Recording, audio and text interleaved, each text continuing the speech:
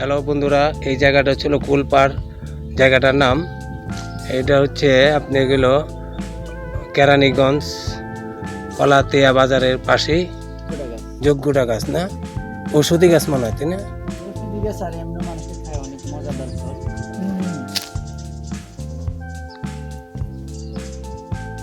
সারি সারি তাল গাছ, পাশে হলো পারিবারিক কবরস্থান।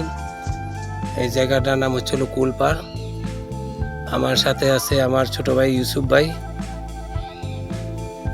এটা কিন্তু একটা লেক আর কি, এটা কিন্তু নদীও না, খালও না, বিলও না। এখানে আমরা যে সময়টা এসেছি একদম মানুষ শূন্য, কিন্তু বিকালবেলা প্রচুর মানুষ হয় এখানে।